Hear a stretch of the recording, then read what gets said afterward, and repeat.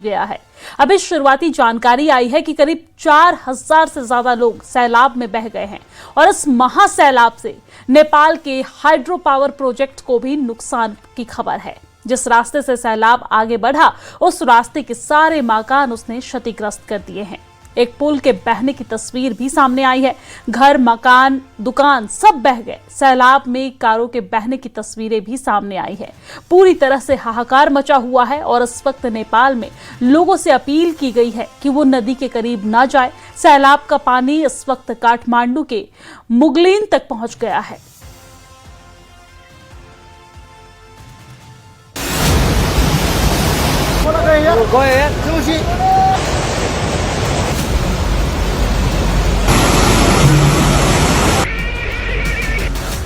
नेपाल में जल का प्रहार।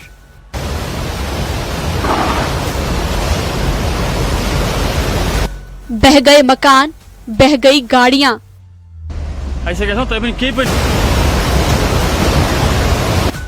तिनकों की तरह बह गए पुल।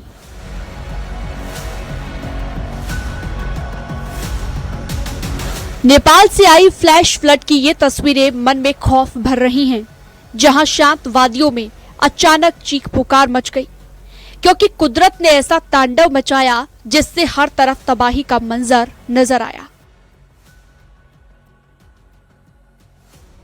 तिब्बत की तरफ से आया पानी भोटे कोशी नदी में ऐसा सैलाब लाया कि देखते ही देखते पूरे इलाके में जल प्रलय आ गया।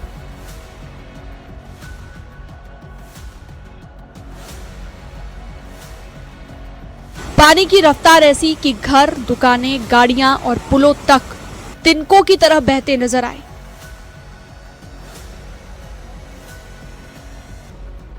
नेपाल के रसुवा में तबाही का ये मंजर देखकर हर कोई दहशत में है। एक तरफ नेपाल में सैलाब का रौद्र रूप, दूसरी तरफ पानी में बहती गाड़ियां, तीसरी तरफ टूटता पुल और कहीं अपने घरों को छोड़कर सुरक्षित जगह को तलाशते लोग।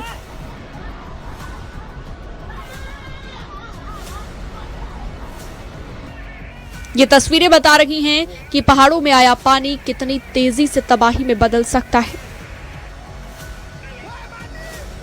कुछ ही मिनट और पूरा बाजार पानी के आगोश में समा गया।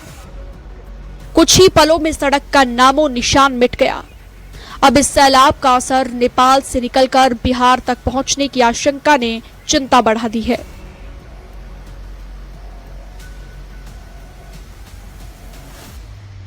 क्योंकि जिस नदी में नेपाल का ये सैलाब आया है, वही जलधारा आगे चलकर भारत में गंडक नदी का रूप लेती है। इन तस्वीरों को देखिए। पहाड़ों के बीच से पानी का ऐसा रौद्र रूप सामने आया मानो नदी ही नहीं, पानी की पूरी दीवार आगे बढ़ रही हो। कुछ ही पलों में सड़क का नामो निशान मिट गया। घरों के पास खड़ी हुई गाड़ियां पानी में समा गई। दुकानों के सामने रखा सामान बह गया। देखते ही देखते घरों के आसपास सिर्फ पानी ही पानी नजर आने लगा। एक वीडियो में पुल के ऊपर से पानी का तेज बहाव दिखाई देता है और फिर सैलाब की ताकत के आगे पुल टिक नहीं पाता। पानी उसे अपनी चपेट में लेकर बहा ले जाता है।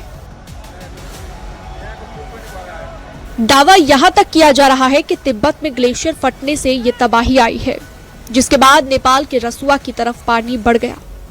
नुवाकोट, धादिड़, गोरखा, चितवन तक असर पड़ा है।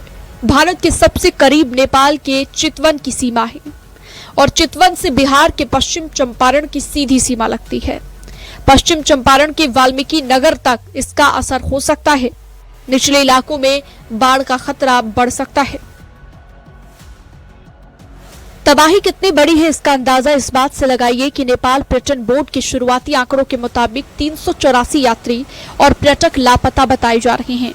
इसमें 291 विदेशी नागरिक और 93 नेपाली नागरिक शामिल हैं। लापता विदेशी नागरिकों में 100 से ज्यादा भारतीय बताए गए हैं। हालांकि ये शुरुआती आंकड़े हैं। नेपाल में कई लोगों की मौत की खबर भी सामने आई।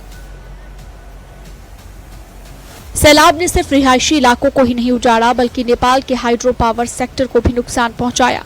कई परियोजनाएं प्रभावित हुई, पावर इंफ्रास्ट्रक्चर को नुकसान हुआ और नेपाल की करीब 430 मेगावाट हाइड्रो पावर क्षमता के प्रभावित होने की रिपोर्ट है। यानी कि पहाड़ों से आया ये पानी सिर्फ घर और सड़कें नहीं बहा रहा, बल्कि नेपाल के इंफ्रास्ट्रक्चर की कमर पर भी चोट कर रहा है।